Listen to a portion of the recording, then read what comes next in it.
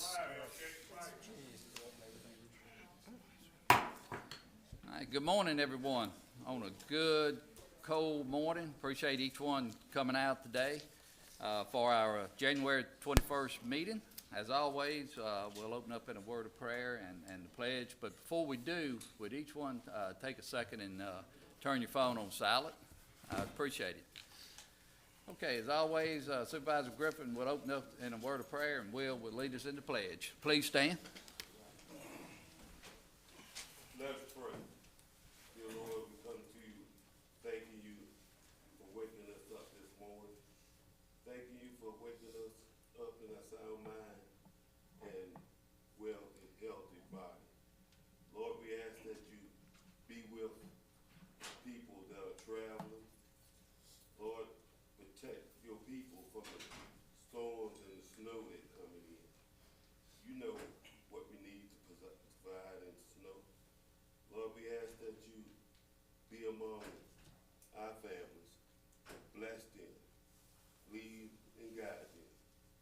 Lord, we ask that you take our president, new administration, let them do things that are good for all people. Let them lead by your grace. And for all this, we pray in your name, Christ Jesus. Amen. Amen. Will?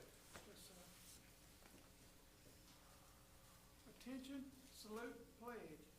Pledge Allegiance to the flag of the United States of America and to the republic for which it stands, one nation, under God, indivisible, with liberty and justice for all.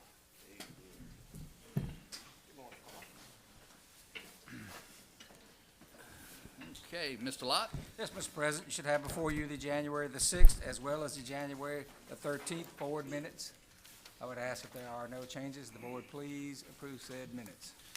Are there any changes a board member would like to make or suggest? If not, do I have a motion for approval for both sets of minutes? Motion Supervisor Griffin, do I have a second? Second Supervisor Banks, discussion. All in favor, say aye. Aye. All opposed? Thank you, Mr. President.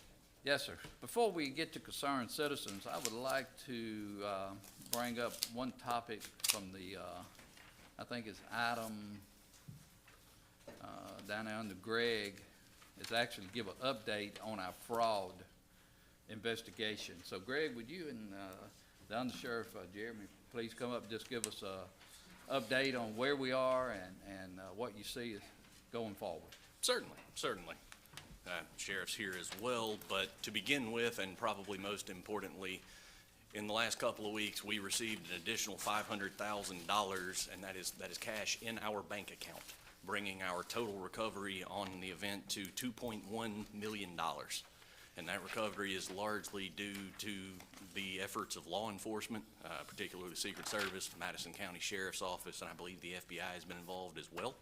The state AG too. So I would like to thank them for all of their diligent work on this, leading to, as I said, a total recovery of $2.12 million. Okay. Thank you for the update. Sheriff? I believe Greg hit most of the high points, but yeah, as we stand today, the total recovery is $2.12 million. That is inclusive of the $500,000 that was recovered in the last week or so. We are still optimistic for future recovery, but until that happens, we can't be sure. But we're still optimistic we have some more coming. The investigation is ongoing, so it is an open and active investigation with the possibility of arrest. And I believe Greg mentioned it, but a lot of hard work from the Attorney General's office, our investigators at the Sheriff's Department, the Secret Service, as well as the Madison County Administrator and Comptroller in their efforts up here in this office to help us gather what we need to get to them. So that's where we stand as of now. Okay, are there questions from the board? If not, Sheriff, Greg, staff, we appreciate, everything y'all doing to work with the agencies to help us to get back 2.12 out of the 2.7 million, and hopefully we'll see more coming in days ahead of us. Yes, sir. Back in the bank account. Thank y'all for the update. Okay, we'll come and start on the concerned citizens. We have Canton Tourism. Anyone here to represent Canton Tourism?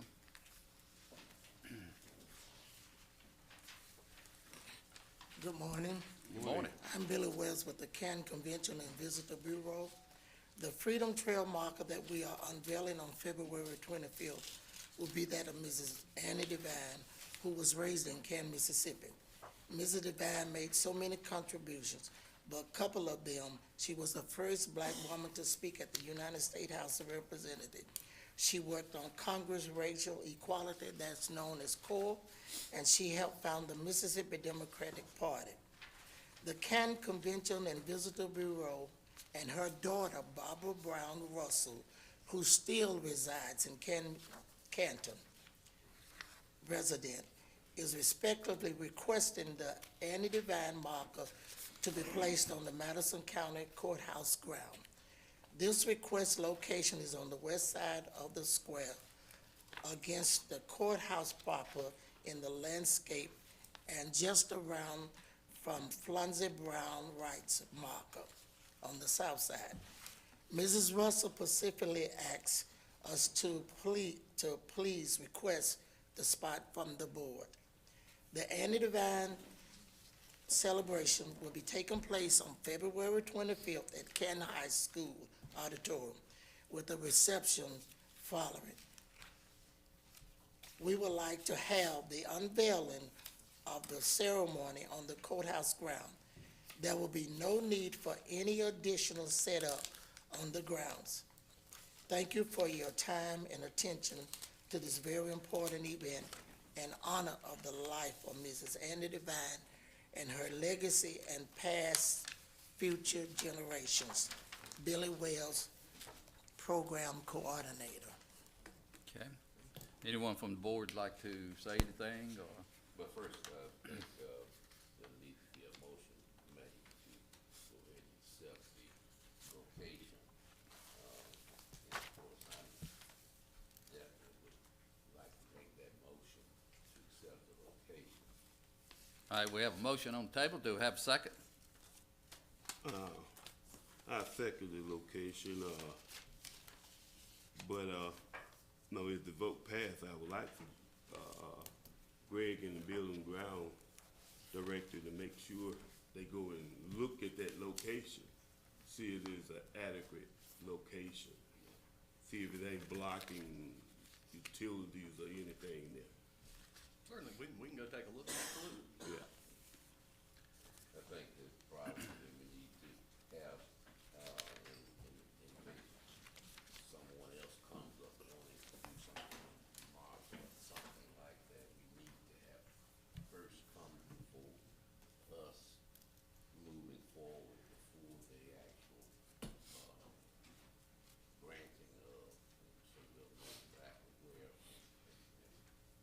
what it would like for it to be and whether or not it's acceptable. So we need to come up with some kind of procedure. Yes, sir.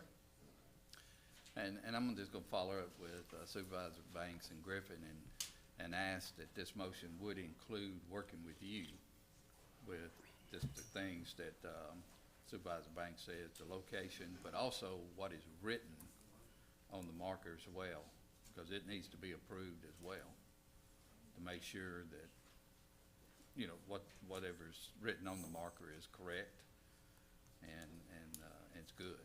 So, if y'all don't mind it, just make sure they work with our administrator.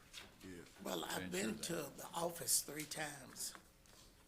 You been to, Greg office, Greg yes, office? yes. I wanted to talk to him, yes. Okay. All right, with that being said, any other comments? If not, all in favor, say aye.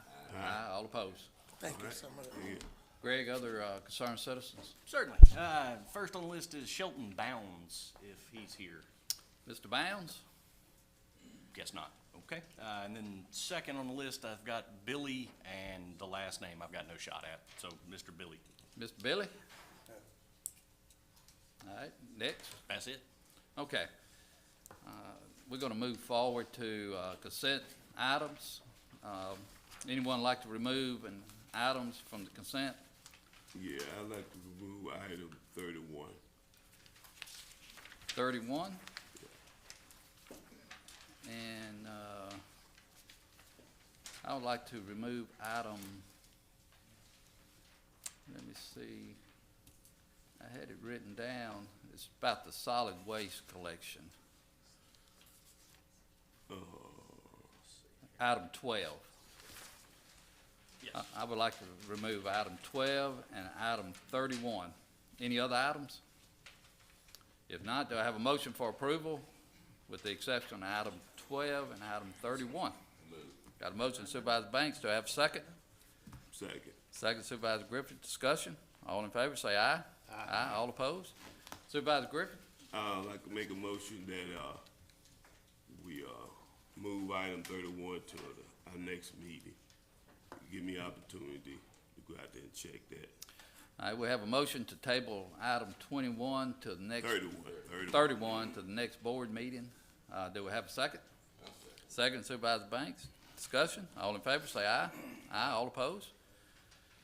Okay, item 12, only reason I asked for it to be pulled is just to bring the attention because it's such a big deal for Madison County. And Greg, would you speak on behalf of it? Absolutely. All right, this item is just the same interlocal agreement that we've had with, I think it's Madison and Ridgeland for quite a while now. And that is in relation to Household Hazardous Waste Day. It's an annual event. The county, we receive the grant from MDEQ, and the cities do most of the hosting. The Household Hazardous Waste Day for this year will be March 15th, 2025. That's this year, obviously, at North Park Mall. We're still in the process of finalizing vendors, so there will be more information to come in front of this board, but we are kind of locked in on the date of March 15th, 2025, because that is when the primary vendor could make it. Okay. Thank you, Greg, for that update. And this is actually Hazard Day for the county. Correct. So anyone within the county can bring items Yes, sir. to that event, which is, you say, March the March the 15th, yes, sir. 15th at North Park Mall, Yes, sir. the city of Ridgeland. Yes, sir. I'll make a motion for approval. Do I have a second? Second. Got a second, Supervisor Griffin, discussion. All in favor, say aye. Aye. All opposed? Okay, next we'll go to item 58, which is Canopy Children's Solution. Mr. Espy, or do we have anyone here to speak on behalf of that? Please come up and just state your name and give your address, please. Hey, my name is Rebecca Hamilton. I'm in-house counsel for Canopy Children's Solutions. I live here in Madison, in Lake Caroline, 123 Camden Lake Circle. We submitted our application for personal property tax exemption, so I'm just here to answer any questions. I think the application was thorough, and I've been communicating with Ms. Jackson about that, and she just said to come in case you guys had any questions. Okay. Mike, have you had a chance to look over it and Yes. see what your thoughts are? Hello, good morning. Good morning, Board. Morning. So I reviewed the application. I've got two concerns before I can recommend that you approve it for property tax exemption. So the first one is, the application says that the property was acquired March 11, 2022. They're asking for a property tax exemption from 2022. So you can't retroactively grant a exemption. So it has to be like today going forward. So not back to 2022. And the second thing is on item number 12, it had asked the petitioner, are they exempt? And there is a letter from the Secretary of State's office saying that they're nonprofit, but not every nonprofit is exempt. So we asked them, do you have an IRS exemption number or an IRS exemption letter for 501c3? And the answer is yes, but it's not attached. So there is a letter attached where they are exempt from sales tax exemption from the state of Mississippi. But we're asking for a IRS exemption letter, and you may have one, but it's not here. So- Okay. Rebecca, if you would, you heard those two. Yes. We can amend the date and submit a new application with 2025. I think it was retroactive. My paralegal at first thought it was that we own the building and we're applying for real property tax exemption, and we're not. It's personal property. So I could submit a new application with a 2025 date, as well as making sure that our 501c3 IRS letter is attached. Okay, if you would, let's just table this until next board meeting. That sounds good. So I'll bring a motion to table it to the next board meeting. Second. Got a second, Supervisor Griffith, and if you will, work with Attorney Espy and the administrator to put it back on the agenda. Okay, thank you all. All in favor, say aye. Aye. All opposed. Thank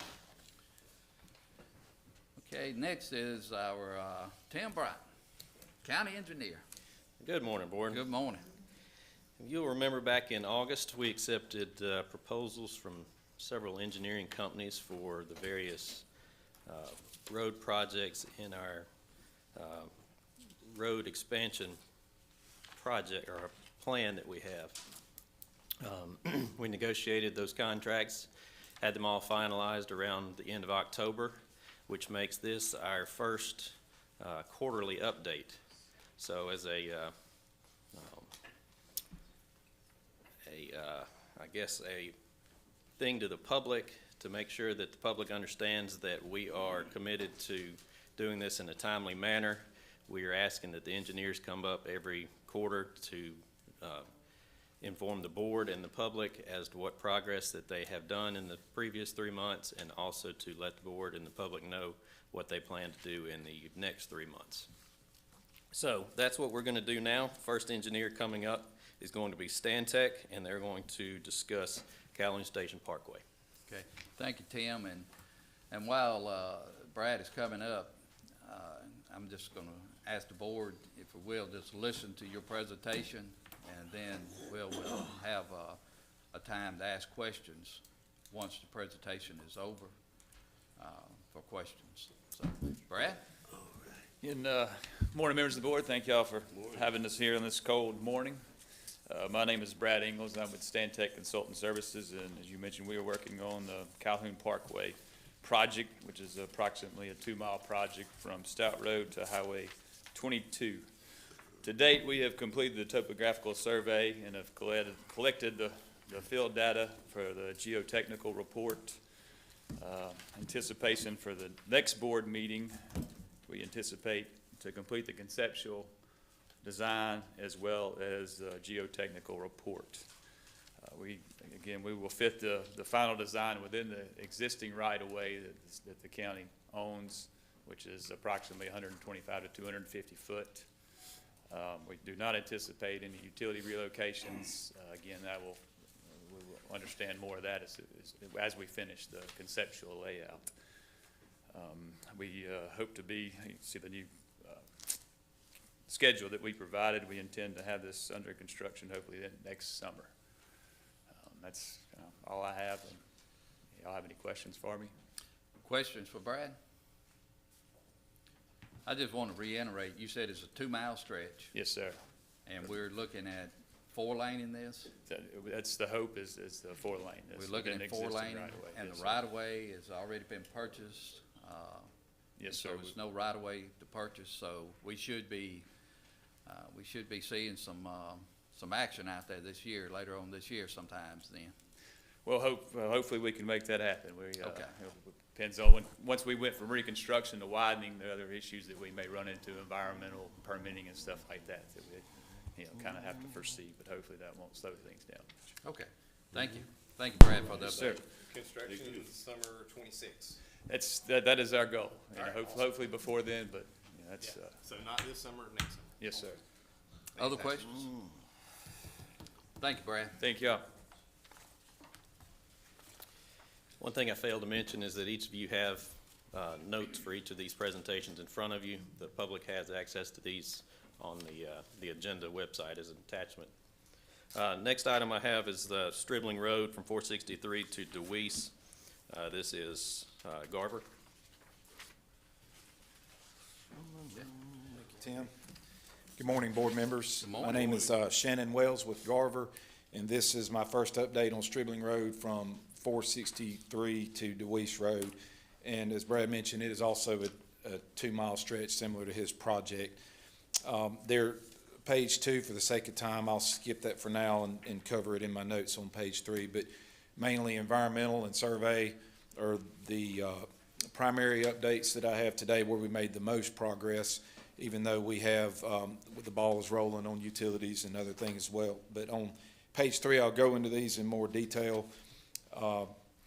Some of the information that the board requested regarding our contract notice to proceed was November 4th of last year, and our not-to-exceed contract value and the amount invoiced to date are provided on that page 3 of that sheet. But to go over current progress in the last 2 months on the survey end, we have completed topographic design surveys as well as determination of right-of-way. On the environmental end, our field work is complete. We are working on the report. We've completed delineation of the wetlands, and what we found is not significant enough in our opinion. We're going to propose to the Corps. We submitted as a nationwide, which is good news. It's the faster track of the permits. No threatened or endangered species according to Fish and Wildlife. The Departments of Archives and History did respond to us, and they want us to do a cultural resources survey, so we had selected an archaeologist, and that ball is rolling. On the utility end, we spoke to a representative of every utility company listed on the 811 request, and based on a worst case scenario, which is complete relocation, we received various timeframes of relocation ranging from 6 to 18 months. There was one particular utility that was further out than the others, but that was the best they could give until we give more detailed information as the design of the road progresses. Traffic study is necessary. We're doing a capacity analysis to determine whether we need it to be 4 lanes or 5 lanes in consideration of safety as well. We've collected the traffic count data, and we're projecting our volumes and developing that model. On the geotechnical side, field work has begun. On the roadway design side, we have begun developing the preliminary alignment and we've had that established from beginning to end. In some places, we're matching the road, and some places we're going to deviate as needed to cut down on the impacts to utilities and right-of-way. On the right-of-way side, the preliminary design is not far enough along to give an exact number, so I believe the value that I gave in the project approach discussion was around 80 to 100 lots. That's still where I am, which would be approximately a year to year and a half process. However, since then, I did pull several subdivision plats and determining the width of right-of-way that's existing, plus the common areas that we have to work with. I believe about 2/3 of that number will end up being, I'm optimistic, will be more realistic. So I think that phase will be closer to a year than 18 months. But in April, I'll have a better report on that. So going through the next 3 months for the sake of time, on the environmental side, I anticipate completing the report, submitting it to the Corps. I'll abbreviate the JD from the Corps. I anticipate that be an issue, which is basically their concurrence with our findings, which will allow us to begin developing the wetland permit.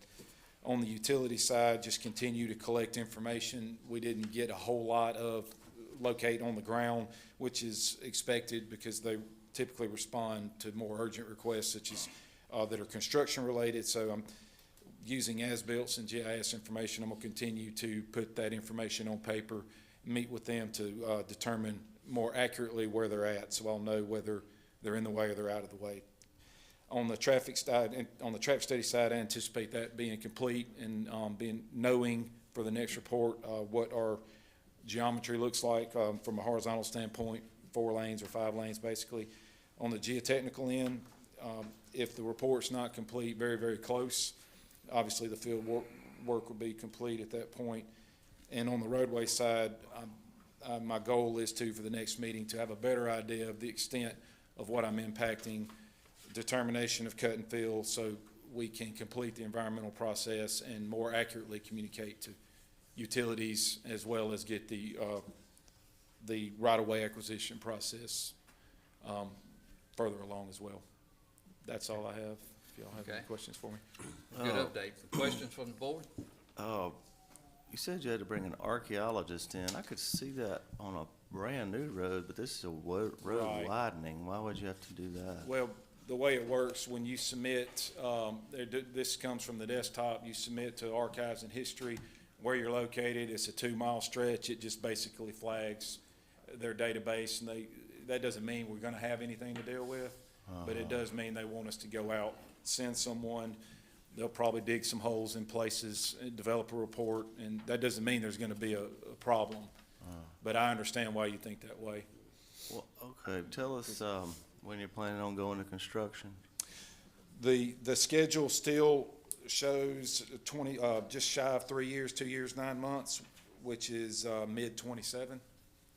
Assuming the archaeologists don't discover. That's it. right. And I do think, like, for instance, we're doing what we can to compress the schedule. For example, the environmental end, you'll notice, it doesn't look like much of an update because I'm showing the same length of time, but that's because there's 2 government agencies I haven't submitted to, and they're in the critical path, but I'm optimistic that'll be shorter because we're further along than I thought I would be when I With the- talked to you in the fall. With environmentals, I'm just doing this for the public. With environmentals and construction, what's the total cost of the estimation of the project? I'm not far along in the design to know how much the project will cost to give an accurate number. Like, for instance, I don't know how wide the project is, like the number of lanes or the amount of dirt we're moving. I can have that available at the next update. Okay, I can provide an estimate of that. Appreciate it. At the intersection of 463 at Scribbling, have you been in communication with MDOT and what they're planning on doing at that same intersection? We have. I've requested, I actually have the files.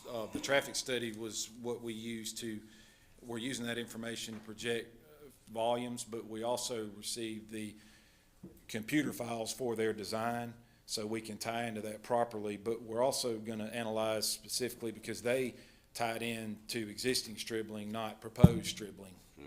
Excuse me. And so we're gonna look at, like, for instance, one thing we're studying, the Hartfield entrance is so close to 463.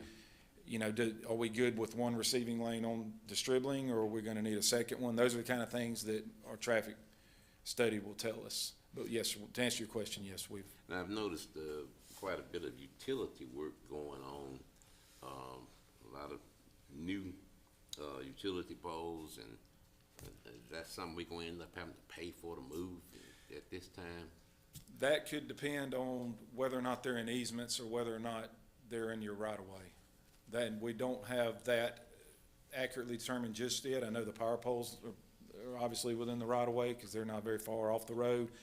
I know CMU, their water lines east of McMillan are in private easements. I do know that, but I think we can, they're mostly up on top of the hill. I'm planning on staying off of them. Bear Creek said that some of theirs is on private easements, some of theirs is probably in the right-of-way. I couldn't, until I know more to give them, they couldn't give me much better than that. But they do have, Bear Creek has a lot. They have water and sewer in the area. CMU at least just has water through my project. Okay. Other questions from the board? Shannon, appreciate the updated, very good update, Thank you. detailed. Thank you. All right, now we're going to detail the other end of Stribling, which is from Deweese to Catlett, and Representative Michael Baker is going to do that. Good morning, Board. Good morning. My name is Jay Stewart. I'm with Michael Baker. And like I said, we have the extension from Shannon's job from there at Deweese all the way to Catlett Road. So far, the work performed in the last quarter was, we've set the survey control. We're probably 75 to 80% done with the topo survey. We have reached out to 811, so we're still awaiting their marking so we can pick up the utilities. Therefore, once we figure that out, we will know what kind of impacts. The stuff that we anticipate doing this quarter is, obviously, we'll start our survey map, our property map survey, and which we also plan to start our conceptual design at the beginning of February. At that point in time, we will be able to probably move forward on our traffic study the end of this quarter and our soil testing later on, either this quarter or possibly the beginning of the second quarter.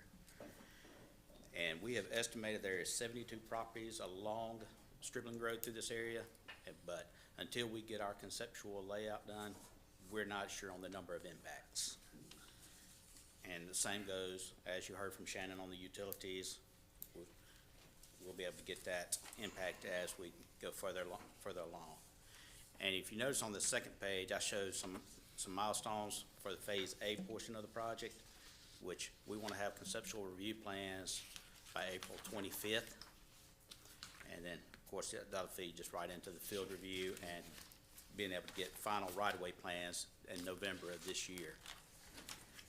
And as you heard before, we're estimating it'll be 27 before construction would start, but that's pending on, obviously, the right-of-way utilities and everything you just heard.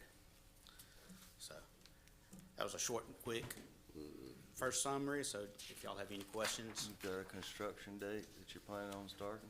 Just, as of now, we're anticipating 27, just sometime maybe the spring of 27 or summer. But it's, at this point, it was way too early to tell. You got an archaeologist involved?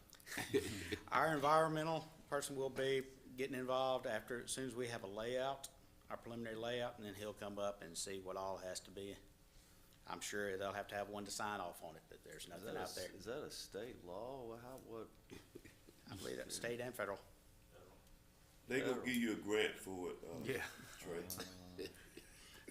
All right. Jay, appreciate the update. Supervisor Baxter, any other questions from you? Okay.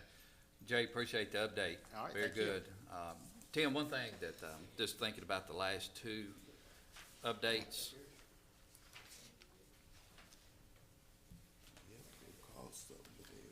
as we go along, we want to make sure we communicate this to the homeowner associations that will be affected, whether it's on Stribling, Yandell, or whichever project. So we want to make sure our next update that we have information to be able to give to the HOAs. Okay, absolutely. Thank you.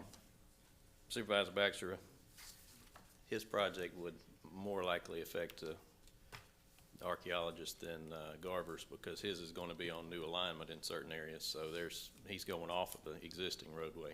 So his will definitely have archaeologists involved. Next project we have is Weisenberger Road. This will be Neil Schaefer's project. So, okay. Representatives. Thank you, Tim. Good morning, Board. Good morning. Speaking of Cultural Resources Survey, I've got a project that just got kicked to a Phase 2 Cultural Resources Survey, so it does happen from time to time. Yeah. And you have to dig a little bit deeper, and it takes a little bit longer, so. Okay. It can be overcome, though, or worked with. So, I'm Keith O'Keefe with Neil Schaefer. We have the Weisenberger Road Improvements Project. The date of our contract is December 4 of 2024. You see the contract value in your handout there and what we've built to date. So we're just getting started. We've begun the topographic field survey, the environmental assessment, the conceptual design, and we have coordinated with Canadian National Railroad regarding these impacts. That's going to be ongoing for quite a while in terms of coordination with Canadian National. It's a process in itself. Before I go over the project schedule, I want to mention several challenges to this project. It is a little bit unique. You know, there are about 12,000 vehicles a day on it right now. It is a critical link to I-55 from east of Highway 51 along Yandell Road. But there are 10 utilities that are going to be impacted by this project. That's 10. One power company. There are 5 gas companies, 3 telecommunications companies, and 1 water. So it's busy above ground from a traffic perspective, but it's also busy underground as well. We've also got Bear Creek.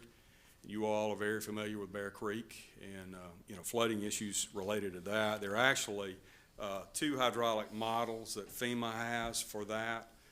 And thus, different floodways. You've got the main channel of Bear Creek, and then you've got a tributary. And what we're going to do is combine those two models into one, and the purpose for that is to hopefully reduce the length of the bridge that's required. So we'll be working with FEMA on that as we go forward. We'll submit initially a conditional letter of map revision and then a final letter of map revision when the project is completed. Then I mentioned we have Canadian National Railroad. We've reached out to them already. There will be ongoing coordination there as we've got a crossing on the project site. And then we got the environmental assessment itself. We've begun the, as I mentioned, the H&H, the hydraulic and hydrologic study associated with that. So going to the schedule, our schedule has us completing the environmental assessment in June of 2026, which is about an 18-month process. We should be complete with design in September of 2027. Then we've got the right-of-way acquisition process and utility relocations. We're looking at bid, advertise, and award in March of 2029 to June 2029, with construction beginning in the summer of 2029. Sounds like a long time. It is. This is a very complex project. Probably of all the projects on this list, this is the most complex. It's probably one of the shortest, too. It's 7/10 of a mile. But there are a lot of different things that are in play. It looks like right now we'll impact 12 property owners in terms of permanent easements with 5 temporary construction easements.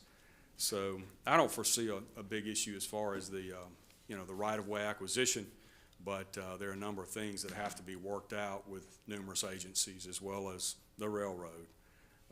So are there any questions? Questions from the board? One question, you mentioned back when you started mentioning Bear Creek. Yes, sir. And bridging and that kind of thing. Have you looked at any of our watershed studies on Bear Creek, so we might be able to, if we're gonna do anything with Bear Creek, we wanna make sure that we positively impact it as opposed to have a negative outcome because of it? Yes, sir, absolutely. We're in the process of doing that. We do have some erosion problems on Bear Creek and private lands going north of Weisenberger. Gentleman in the other day talking about what's going on his land because of Bear Creek. Absolutely. Well, we will not have any adverse impacts as a result of this project. You got a 255-foot long bridge out there now. It's probably going to lengthen some. We want to minimize that as much as we can, but it probably will lengthen some. Probably going to have to raise it a little bit too. Raise the grade of it as well. But absolutely, we are reviewing those studies that you're talking about as well as the FEMA model, and we'll incorporate all of that into our H&H study. Keith, appreciate the update, but you said a lot in a very short period of time, because I know you've been working on this, you and Stan, because we've met with the city of Gluckstadt, with the mayor, get his input as well. But can you give us a little more update on maybe the intersection there, Highway 51, Weisenberger, and Yandell? Sure. Something that you're looking into as well. Good point, Gerald. So we'll have to coordinate with MDOT on that. I think Tim would like to pursue safety funds for a project at that intersection. We'll have to transition turn lanes into Highway 51. So you'll have some turn lanes associated with that. Mm-hmm. But I think Tim hopes to get some safety money to cover the cost for the construction of the intersection improvements on Highway 51 and Yandell and Weisenberger. Right. And I say that, or ask that question, because all of this is going to go on at the same time. That's correct. As far as the improvement of the intersection, plus Weisenberger plus Yandell. And right. So, with Tim, Tim, would you like to say anything else on that amount, or that little small project that is huge? Well, yeah. Applications are due for that SS4A. The next round of those things are due in March. With change of administration, that could change, but as of before yesterday, they were due in early March. Okay. So we're just taking that is when they're due right now. Okay. And Keith, you, again, I just want to reiterate, that's 7/10 of a mile, but the utility companies, railroad that y'all are having to work with and work through, it takes a while. It does. You're right. It does. It's a lot to that. And I can assure the board, this is a very high priority project for us. We're all users of that road, frequent users of that road. We understand the importance of it, so we will press forward and move this project along as quickly as possible. Also, I'm sorry. On your turn lane you're talking about, especially on the Yandell side, how much more right-of-way you gonna be looking for? Cause it's pretty tight between the fire station and the businesses right across. Is it gonna be room for other turn lanes?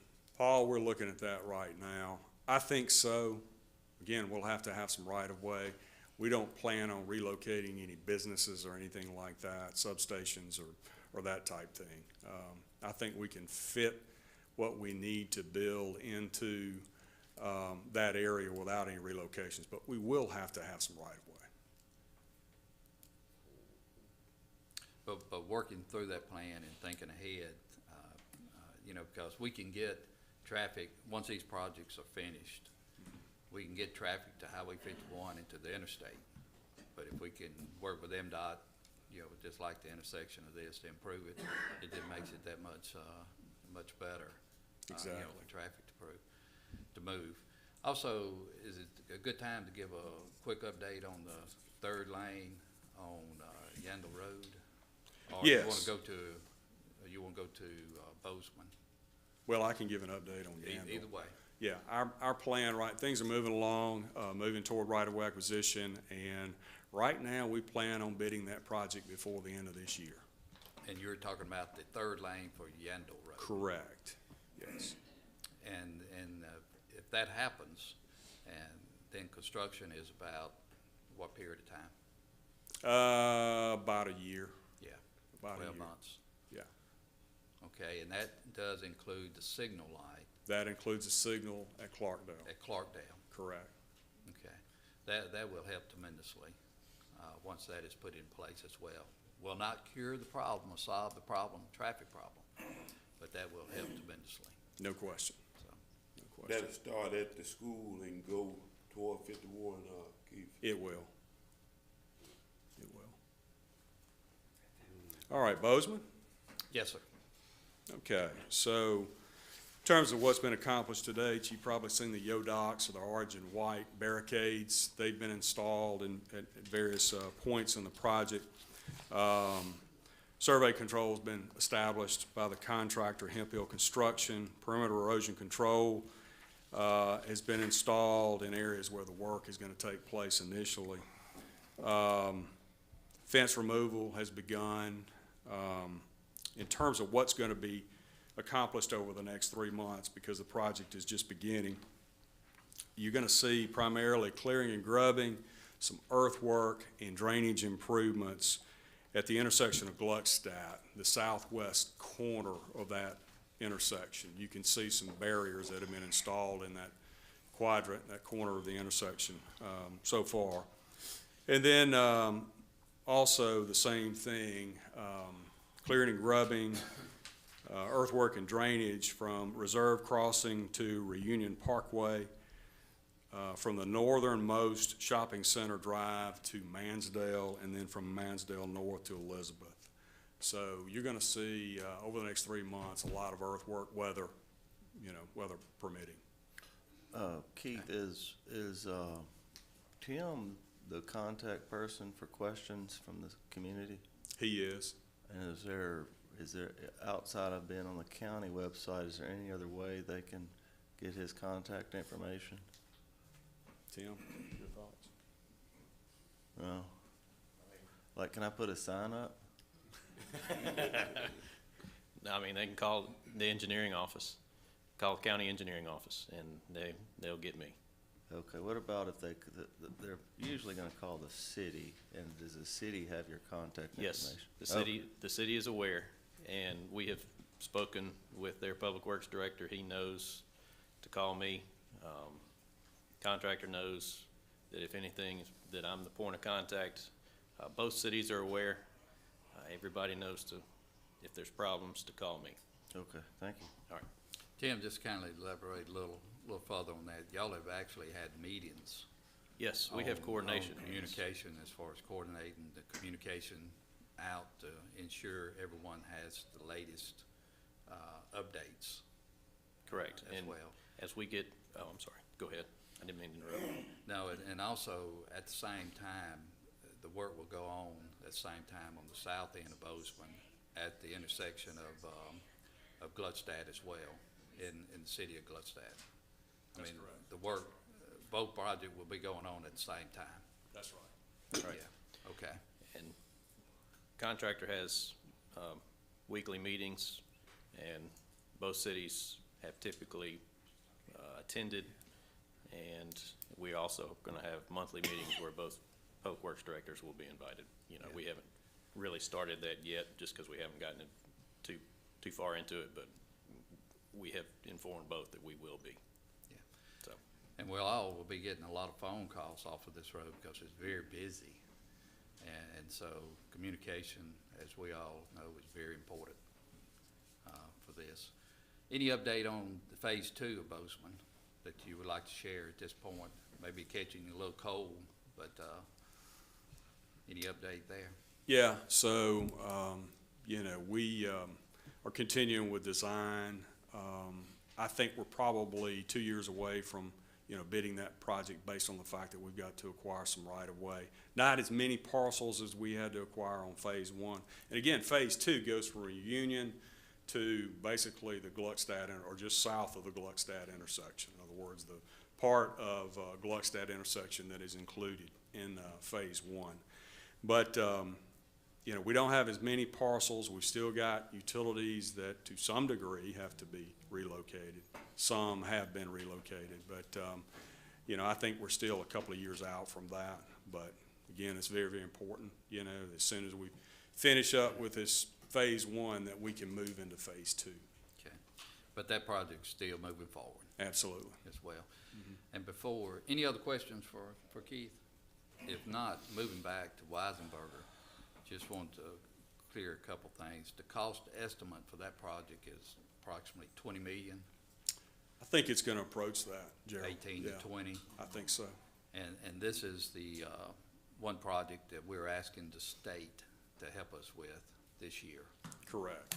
And I do see our lobbyists back there as well, and they know that this is one of our asks for our lobbyists to ask, money from the state to help.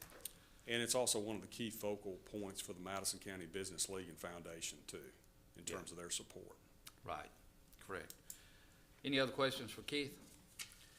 Keith gave us a lot of updates and good information. Appreciate it. Well, I saw there's a 2-minute limit here in red. I'm sorry I went beyond that. That just goes to the Board of Supervisors. That's all. Just 2 minutes on us. Thank y'all. All right. Tim? quickly on the Bozeman Road 2. Bozeman Road 2 is technically in the limits of Bozeman Road 1. So the 2-year limit, or 2 years out on Bozeman Road 2, puts us perfectly starting Bozeman 2 when Bozeman 1 ends. So that's a perfect timeline. Good timing. Okay. Next item will be 2 items. It's Yandell Road from 51 to Smith Car, and then Smith Car to North Old Canton. Same engineer has both of those. That's Wagner Engineering. They're going to give both updates.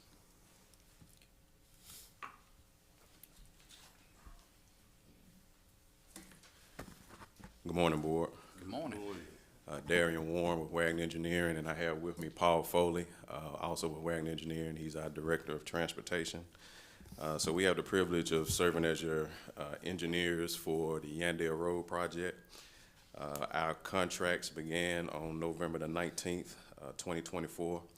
As Tim mentioned, we have 2 segments, but we are moving forward with the design simultaneously for both segments of Yandell Road. So we're doing the design as one project. The segment Highway 51 to Smith Car roughly is about 1.3 miles. Smith Car to North Old Canton is roughly about 1.6 miles, so combined about 3 miles of roadway. In terms of progress completed to date since we began design, we're early on in the design stages of the project, so roughly we're about 5% complete of the project when compared versus our total budget and what's been billed to date to the county. As we've proceeded with the design here recently in this first quarter, our focus has been on primarily the task of right-of-way analysis and parcel impact study, just identifying the right-of-way and what parcels could potentially be impacted by this project. Utility survey, where we've been identifying all of the utilities within the project limits, which roughly, I believe, is about 12 utilities that we've identified and already been in contact with, such as AT&T, Atmos, Comcast, Bear Creek Water Association, and C-Spire, just to name a few of those. We've also began and currently working on a topographic survey for the project and continuing utility coordination and moving forward with conceptual roadway design efforts. And so this project is a priority for Wagner because we know that it is a priority for the Board of Supervisors. And so we're treating these projects as such. And so in addition to what you already have, I have an additional handout to support the information that you already have related to this project. And if time allows, we'd also like to give an update on Reunion Parkway Phase 2 if time allows. So I'm gonna turn it over to Paul, and I have an additional handout. You want to go ahead and hand that? Good morning, Board. Good morning, Paul. Just to continue on where Darian left off, in reference to an updated schedule, we provided a handout that showcases a Gantt chart for conceptual design all the way through final design. But in a recap, we've provided a right-of-way analysis which was completed December 2024. We're currently working on a parcel impact study that we anticipate to be done end of this month, early February. We've completed a utility survey as Darian described. I believe there's 12 known utility providers in our corridor with 16 total utilities. Topographic survey should be 100% complete end of February. We're about 50% complete with the surface, the topo, in the total project, which is 100% complete on Highway 51 to Smith Car. Utility coordination efforts have been underway. They will continue to remain underway through our 50% design submittal, where we have a final walkthrough with all the stakeholders, utility providers, et cetera. Conceptual roadway design has begun. We anticipate that being complete June of this year. As we said, there's 12 utilities, 16 utility providers. Utility coordination efforts underway. We're at various stages or phases of that, of outreach. Some utility providers have actually field marked utilities. We're capturing that data live. Utility relocation and our adjustments, time to complete. We're estimating about a year from field review phase, and that projects out to end of Q1, March 2027. Number of parcels within the corridors. So breaking down the two projects, Highway 51 to Clarkdale Road Extension, we've identified 21 total parcels. 8 parcels shall be impacted. Clarkdale Road Extension to Smith Car, we've identified 41 total parcels, with 13 parcels being impacted. Smith Car to North Old Canton, a total of 54 parcels within that corridor, and we anticipate 33 parcels to be impacted. The schedule to acquire right-of-way based on our 100-foot right-of-way that we're providing would be approximately 9 months to 18 months. We're shooting for a 9 to 12 month, but that is an aggressive schedule. What we've accomplished to date is the right-of-way analysis. We completed that Q4, December 2024. We're currently working on right-of-way maps. We have a parcel impact study that's currently in process. Anticipated completion date Q1, February 2025. Going into utility survey, that's currently in process. progress, and we anticipate that being completed Q1 of February 2025. All above-ground visible utilities have been collected. 811 calls have been issued, and we have tickets. Topographic survey, as we said, is in process, about 50% complete, 100% complete from 51 to Smith Car Road. We should be starting the Smith Car Road to North Old Canton Road early February. The roadway design aspect, conceptual design phase is currently in process. We anticipate that being completed Q2 of June 2025. But being proactive with this project, treating both projects as one, we've started ahead with the conceptual, I call them front-end type construction plan documents, which includes title sheets, index sheets, general notes, mainline typical sections, miscellaneous sheets. They've all been generated at this time. We have a conceptual horizontal alignment that's in place, and we've started work on the drainage analysis. We've identified 8 potential outfall locations for subsurface closed drainage systems within both project areas.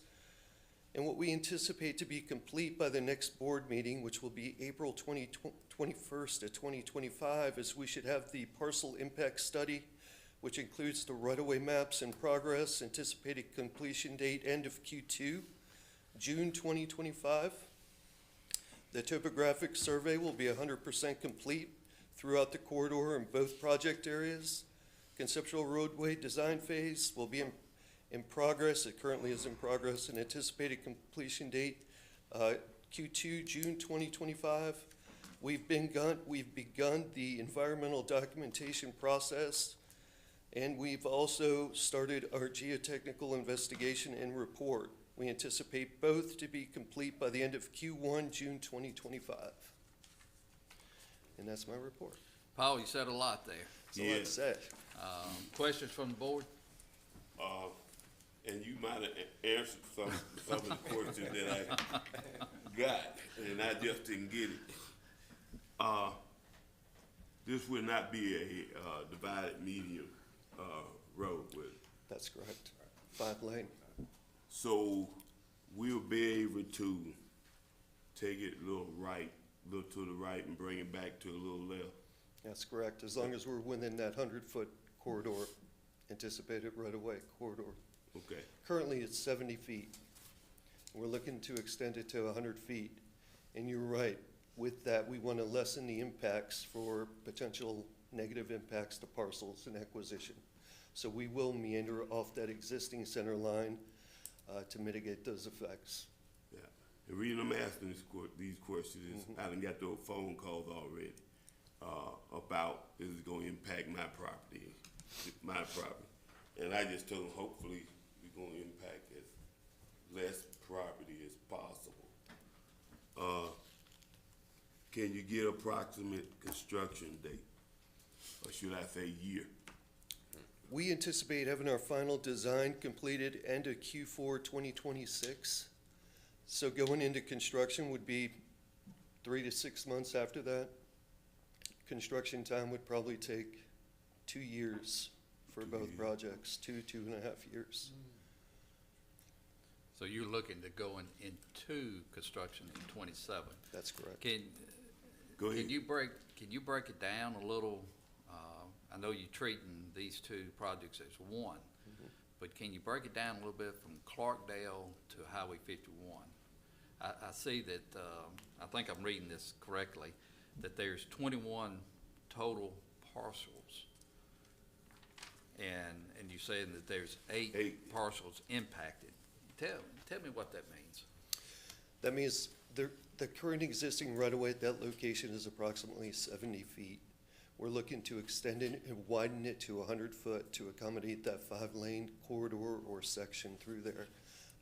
We're definitely looking at mitigating negative effects. We're not going to acquire much property, or the impacts will be mitigated to potentially 15 feet on the north side of Yandell and 15 feet on the south side of Yandell.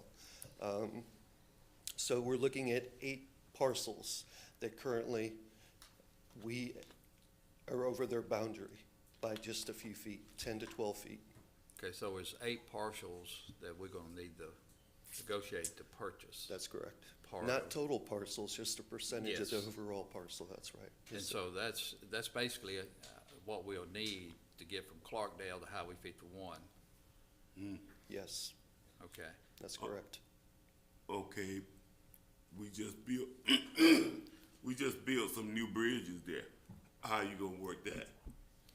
So we have bridge engineers on our team. They have a scope of work. We're looking to widen the existing bridges that were just rehabilitated or brand new. It doesn't accommodate the 5-lane section over those 2 bridges, and that's actually in our second segment of the project, which is from Smith Car to North Old Canton. Oh, yeah, it is, okay. So we look, and Tim and I have had some discussions regarding that effort and kind of what that looks like. We envision those bridges to just be widened. Widened. Yes, that's correct. And it should be a minimal effort to do so. Just kind of like a jigsaw puzzle, take away the wing walls and apron and just widen the bridge with bridge deck, widen the piers, et cetera, pile caps.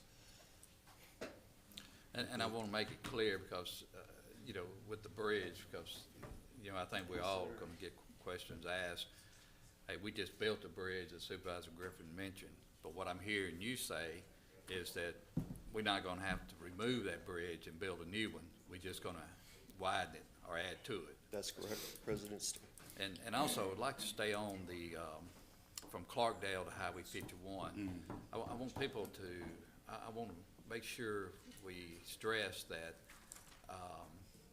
Neil Schaefer just gave us an update, Keith did, on the extra lane from the school to Highway 51. So that lane will, you know, will be finished.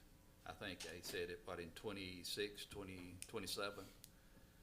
And so that lane will be finished while you're working on the other lane to, you know, for a 5-lane. So there will be, Finish the 5-lane. that's correct. There'll be some significant design engineer coordination between us and Neil Schaefer. I do have some concerns that I wanted to talk to Tim about in reference to that 3-lane section because it has an open ditch concept, and our 5-lane will be curb and gutter, which is a collection and conveyance to a subsurface closed conduit system. That would be an additional boundary constraint that we would have to work into our design to maintain positive flow for stormwater. We're gonna try to mitigate any negative effects to that. We're gonna try to work with their design as much as possible, but with the understanding that, you know, we may have to reshape that road, introduce some high points to promote positive drainage to these logical outfall points that we described earlier in this presentation. Yeah, that's something you probably need to get with Tim. You're exactly right. So, other Yeah. questions? I'm trying to think how it gonna look at Clarkdale and, Yandell Road. The 3-lane already been going through it. And there's gonna be a red light put up here. Is there gonna have to add anything else, Tim, to it? No, so we've designed the signal to where it can accommodate the additional lanes.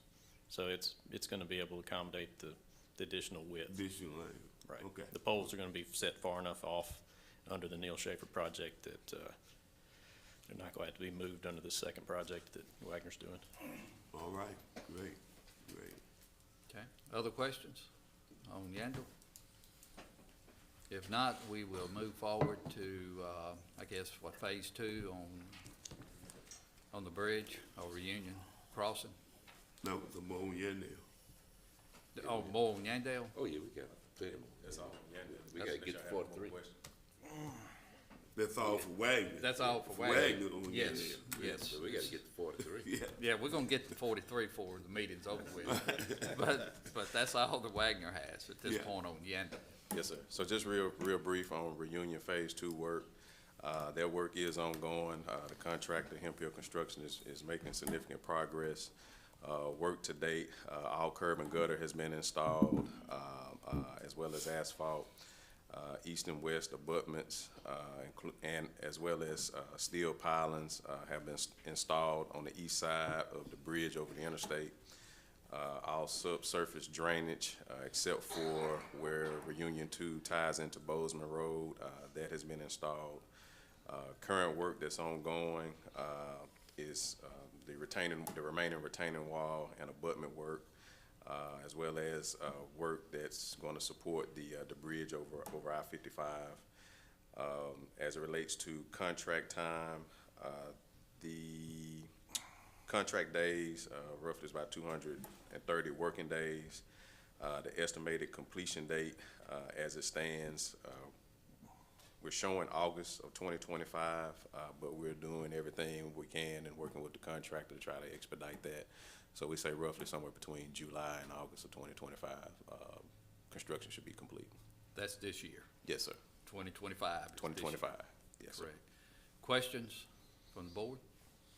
And I would like to just say that that completion of July or August of 2025 on this project includes the intersection of Reunion and Bozeman.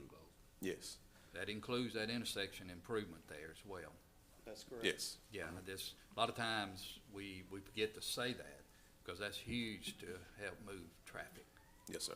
you know, so. So in July of 2025, people will be able to go from the east side of the interstate to 51, or the west side of the interstate to 51, correct, over the bridge. That's correct. That's correct. That's correct. But there won't be ramps built until we get the $100 million in funding and the interstate widened, which could take 3 years to complete. Right, that's correct. Once this construction is completed, it will not include the on-ramps to provide access to I-55. The reason why I bring this up is I think there's some confusion that the county's building an interchange and we're building an overpass.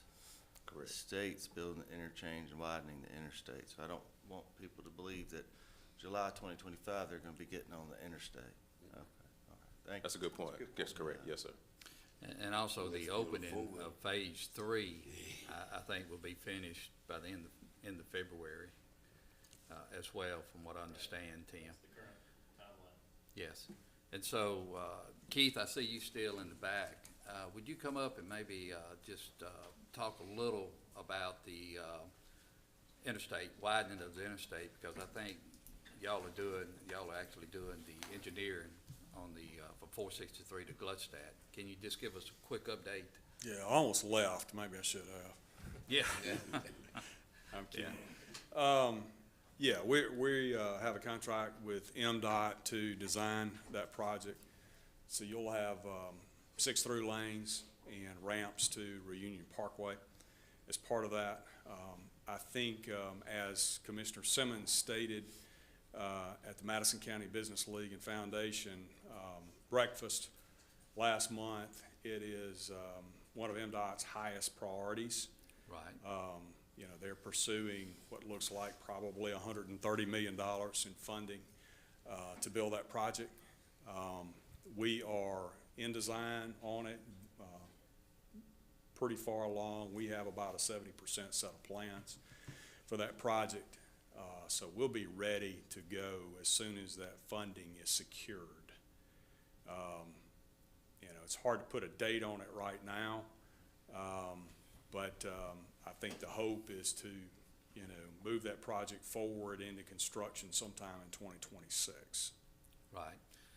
And with that number that you mentioned, 130, you know, I've heard up to high as 150 to 200 million. Yeah.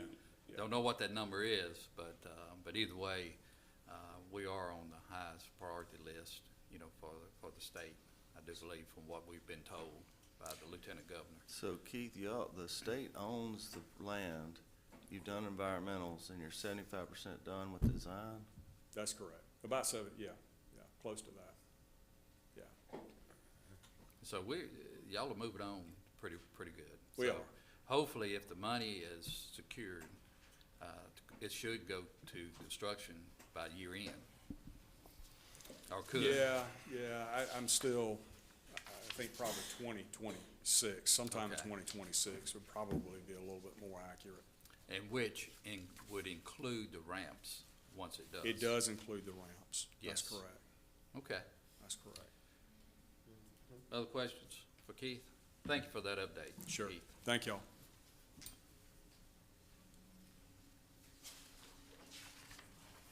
Next update is the intersection of Yandell Road and North Old Canton. That's going to be given by representatives from Benchmark Engineering. All right. Oh, gotcha. Good morning, Board. Good morning. Good morning.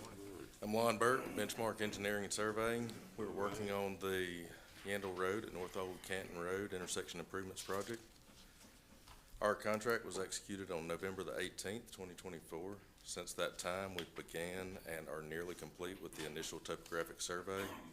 We have contacted our geotech subconsultant. They are scheduled to perform the field work in, I believe, February and complete that work with a report by April of 2025. Excuse me. Our contract amount, as you can see in your board packet, includes the work to be performed in our project limits, which is widening to tie into the Yandell Road 5-lane on each side, that being the Wagner section and Pickering section, as well as improving North Old Canton Road on the north and south side to have turn lanes. There will also be a signal proposed at the intersection.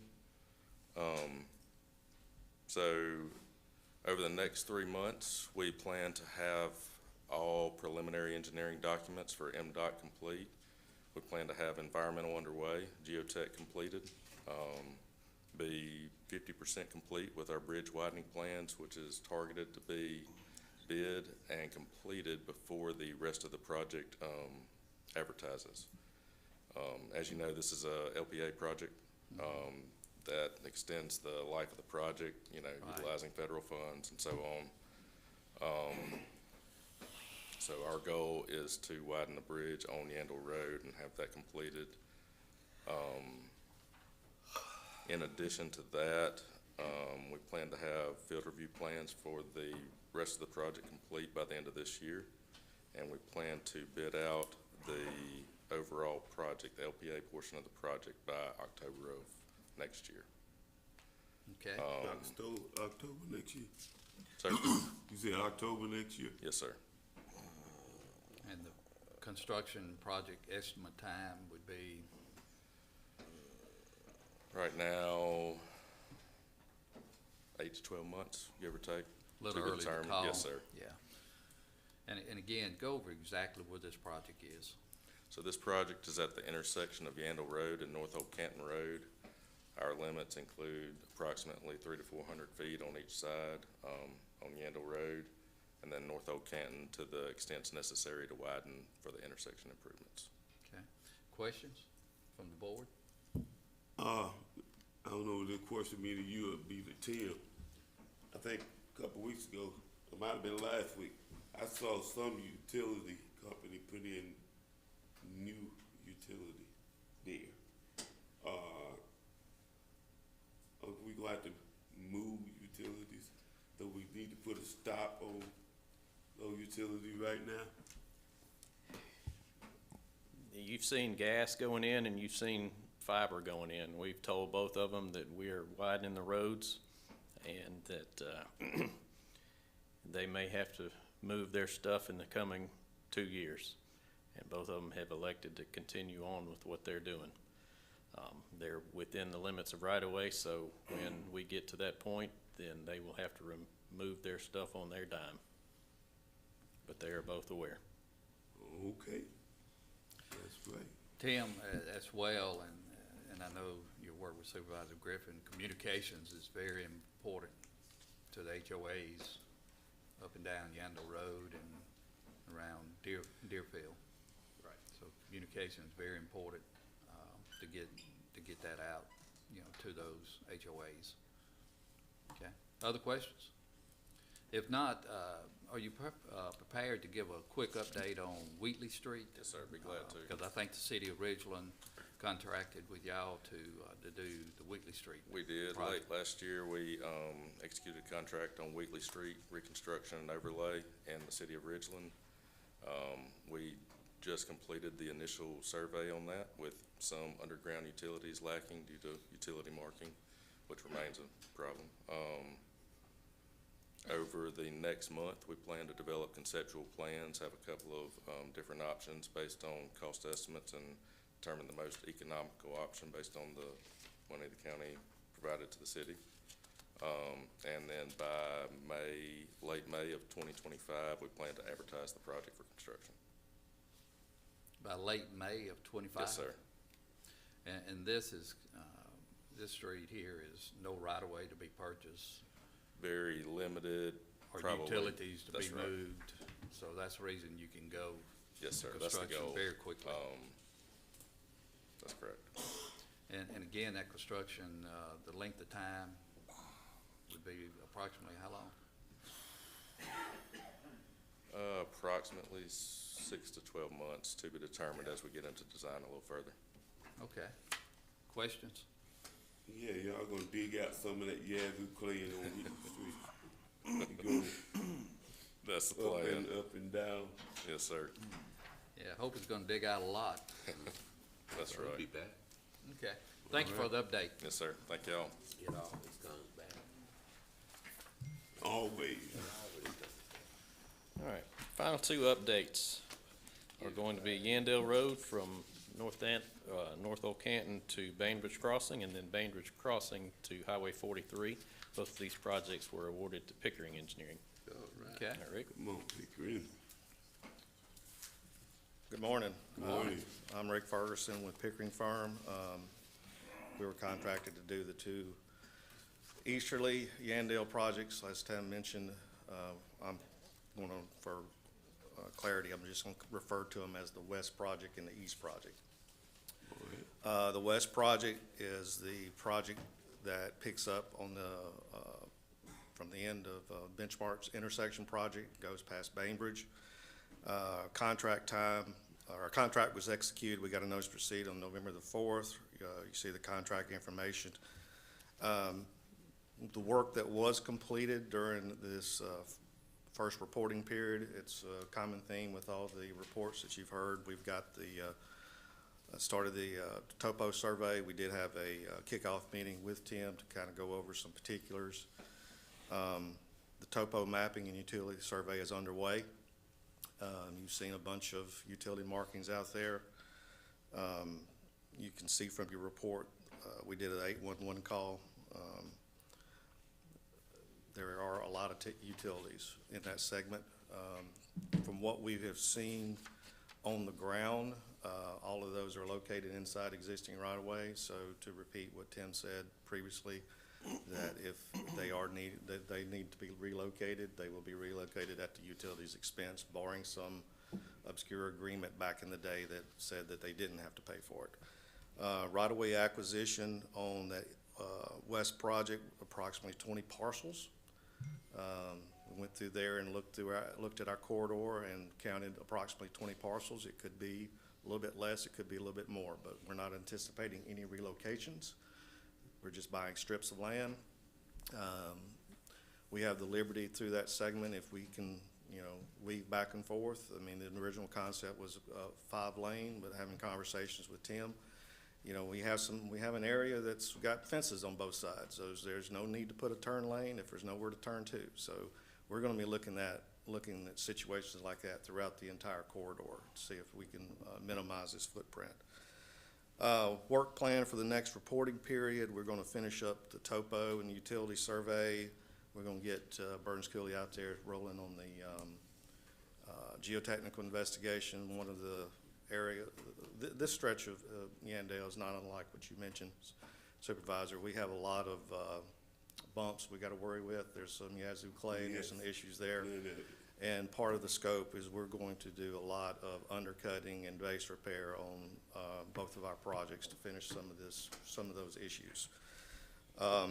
We will begin work in the next reporting period on the field review plans, which will put us at about 60%. At that point, we will know what our final right-of-way impacts will be.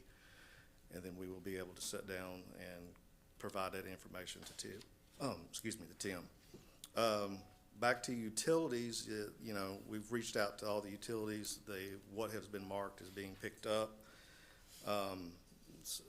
Kind of reiterate what I reported when we've had kind of the kickoff thing, that utilities is going to be the driving force on a lot of this. Most of these utilities, as I said, are inside existing right-of-way, and they're going to want to be, when they move, they want to be inside the existing right-of-way.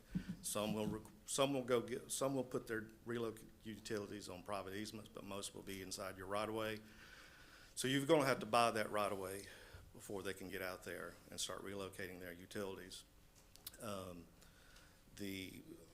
I estimate for each utility, we're going to go through the plan review, their permit review process. I mean, review their plans, make sure what they're proposing is not in conflict with any of our proposed construction, and that's roughly about 15 days per utility. But once the permit is approved and it's turned over to them, it's kind of on their schedule.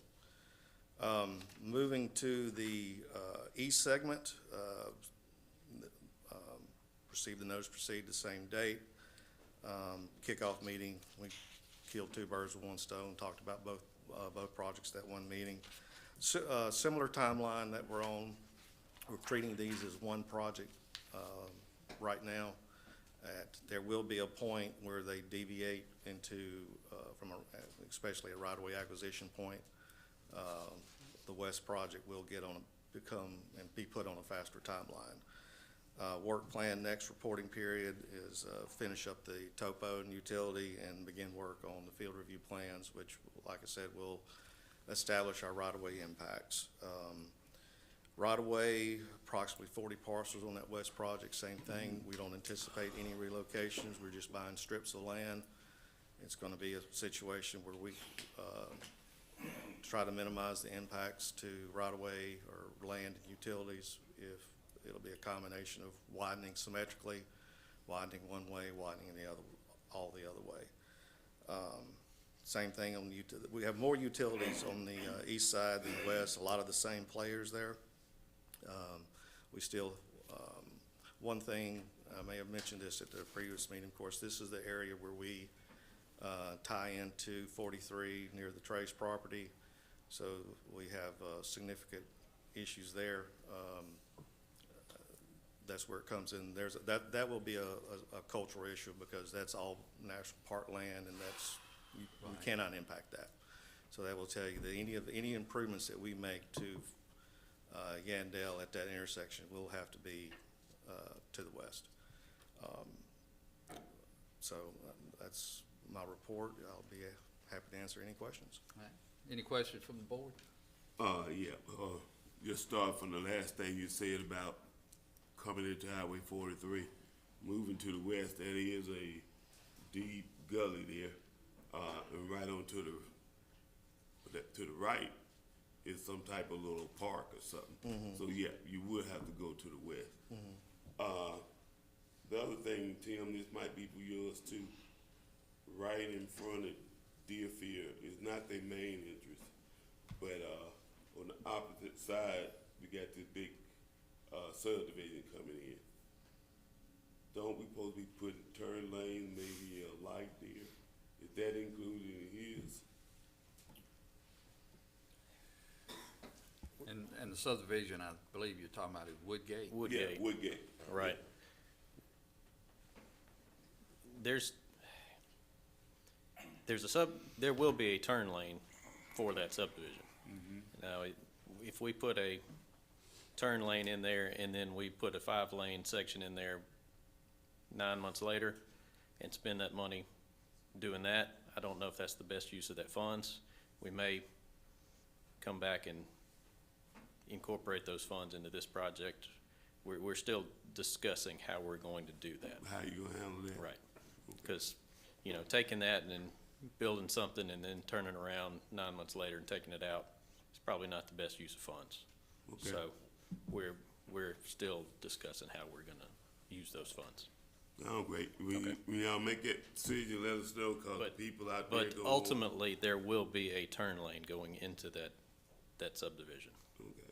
And Tim, also, just staying on that topic there at Woodgate, the developer has committed a certain amount of dollars.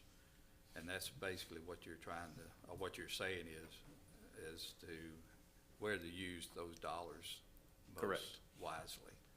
So Correct. the developer still has a commitment there on the dollar amount. It's just Yes. use them wisely with this construction going on. Yes, sir. And Rick, one thing that I see here, and just want to clear up, is it 40 parcels from Old Canton Road to 43? No, sir, it's 20 from, on the west portion, which is from where our project starts on, near North Old Canton Road to just past Bainbridge, that's 20. Okay. And then the east project is 40. Okay, so it's 60 total for 60 that total. project. Okay, other questions? All right. Rick, thank you for the update. Thank you. Yes. You bet. Definitely. Good update. Tim, do we not have one other project That's all I've, that's not on here? Do we not have another bridge or?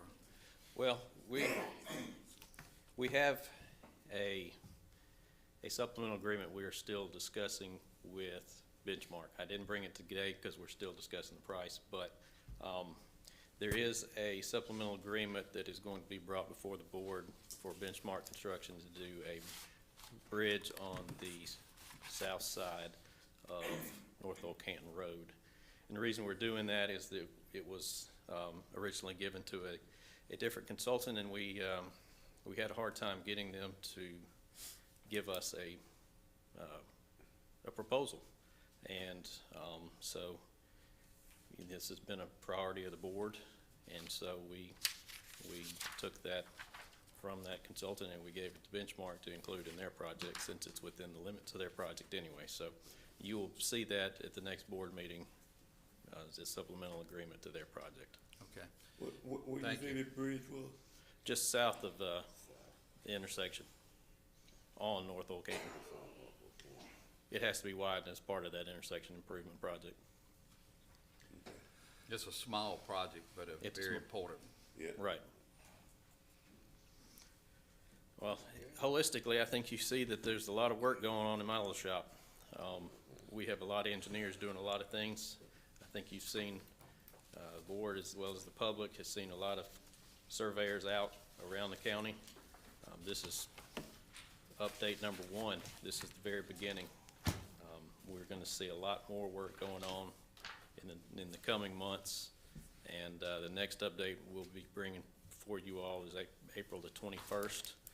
These engineers will be coming back and they will be telling you what they have done in the next 3 months as to what they have done, and then they will be projecting the next 3 months at that point. So hopefully we will be able to tell you that we're on pace at that point just as much as we were today. All right. And Tim, we can tell that it is a priority, and several of the firms did mention that it was a priority within their firm on the projects that has been given to them by the board. So we appreciate each firm coming in, and as you indicated, this last little project, hey, if it's not a project for your firm, then we have to back up and regroup, you know. Yes, sir. Give it to someone else that it is a project, I mean, a priority for the project, so. Questions for Tim? If not, one last thing, Well, I if do you have will. one more item, but Do what now? I do have one more item. Just one more item on Okay, go ahead then. Okay. The last item I have is permission to subcontract for Hemp Hill Construction for two subcontractors on Reunion 2, those being Simmons Erosion Control and Tree Mac Resteel. Move. Got a motion, Supervisor Banks. Do I have a second? Second. Second, Supervisor Baxter, discussion. All in favor, say aye. Aye. All opposed? All right. If Thank you you. would, Tim, give a copy to the Business League as well, the information that was handed to the board. Okay. Make sure that Makita and the Business League has a copy. Okay, will do. All right, thank you. All right. Moving down, Mike.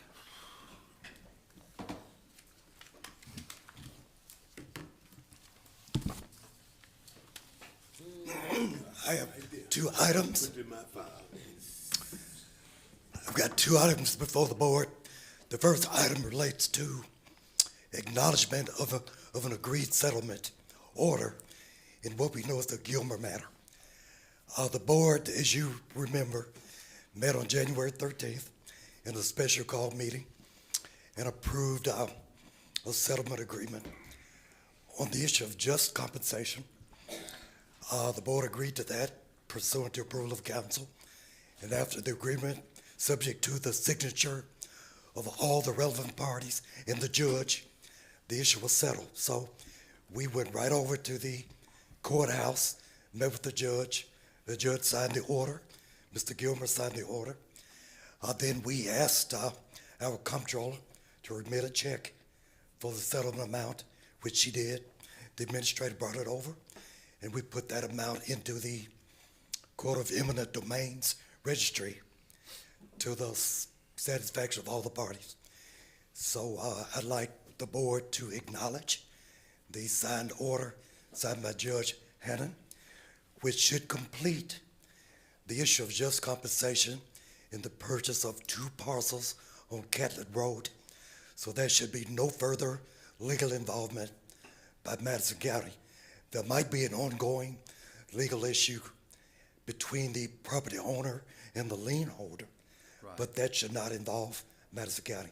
So once you acknowledge this order, we'll enter into the land deed rolls and we'll be done. Okay, do I have a motion to acknowledge? Got a motion Supervisor Banks, do I have a second? Second Supervisor Baxter. Discussion? All in favor, say aye. Aye. All opposed? And Mike, this is all of the property that we actually need to move Yes. forward That's with, it. Catlett Road.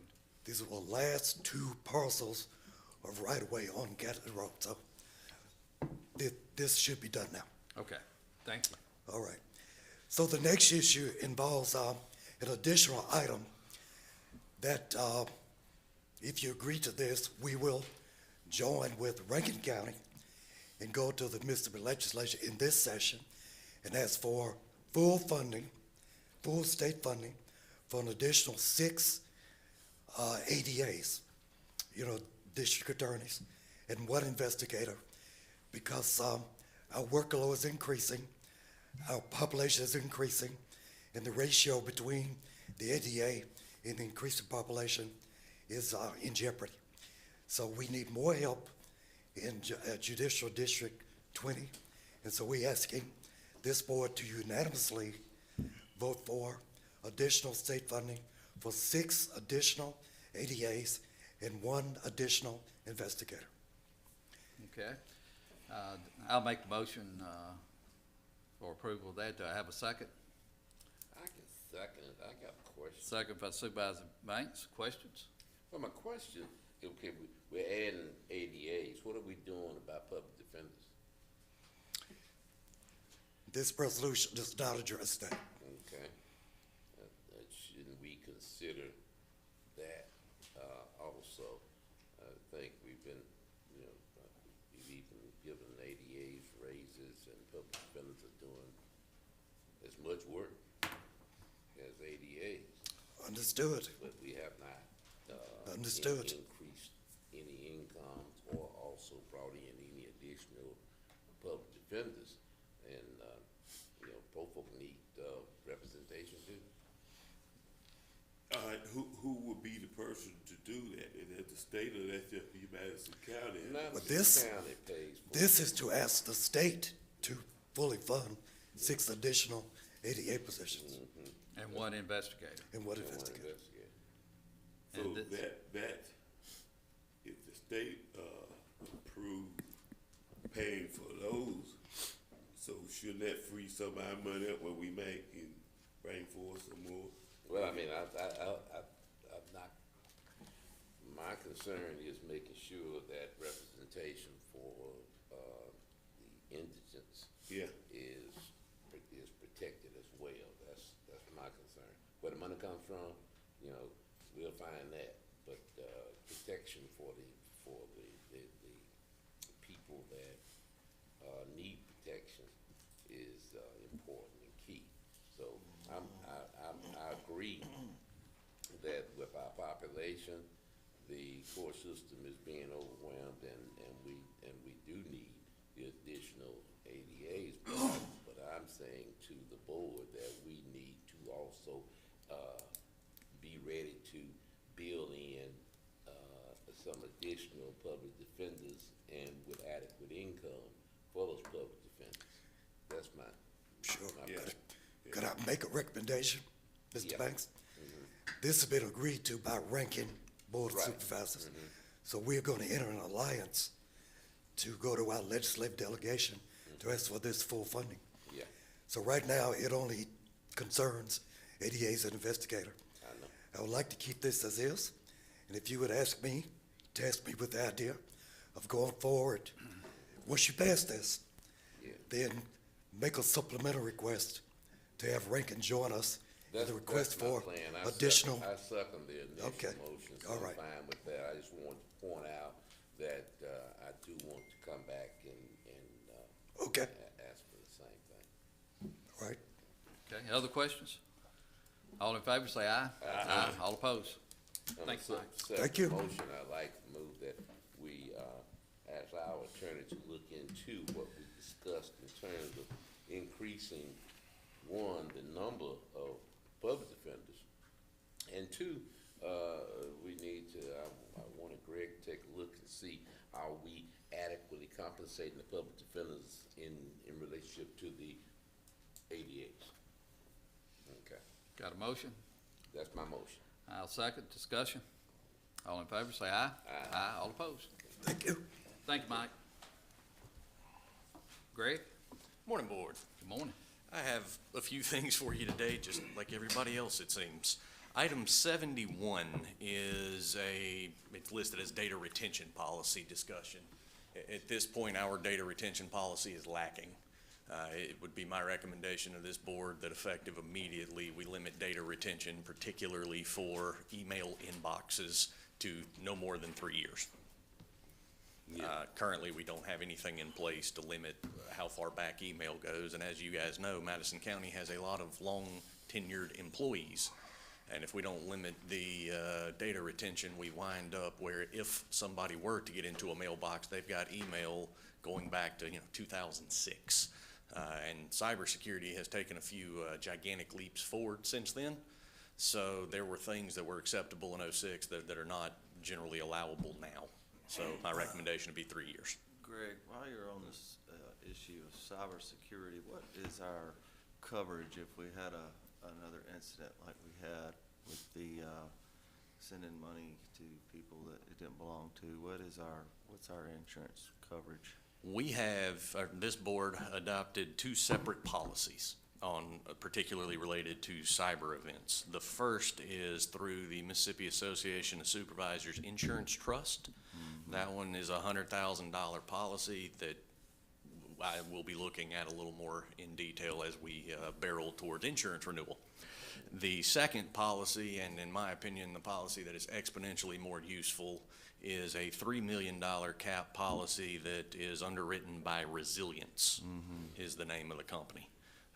They are cyber insurance providers. That's what they do, and it was this board that decided to allow them to come in as the second cyber insurance provider. No, that wasn't in place when we had that incident. No, sir. The only insurance in place that, at the time of that incident, was the $100,000 from Massett that this board agreed to in 23, if I'm not mistaken. It would have been about April of 23 that this board added cyber insurance to the general Massett policy. Okay, thank you. So at this point, we have $3,100,000 Yes, sir. worth of coverage. Yes, sir. Yes, sir. Getting back to your suggestion, Yes, sir. the motion should be, To adopt a data retention limit of 3 years. okay, do I have a motion? I'll make that motion. And I got a question. Got a motion from Supervisor Banks. Do I have a second? I'll second. Second, Supervisor Brandon. Discussion? Okay, you saying going back 3 years. Are these emails just gonna disappear? No, after sir. 3 years, how you gonna do it? No, sir. Every email we have is archived. So we have an archiver that a few people have access to. And if someone needs an email from longer than 3 years ago, we can go get it.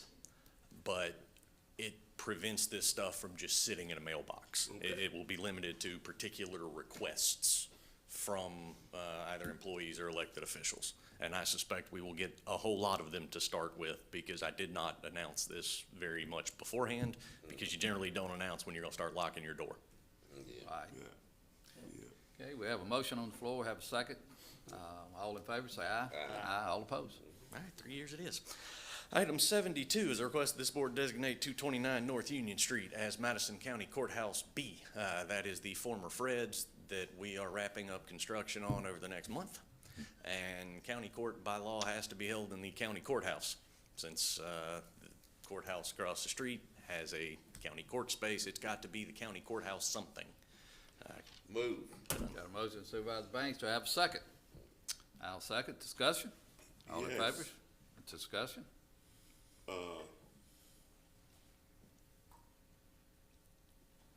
I'm thinking about that 80-year-old man or woman, that car will be soon, that,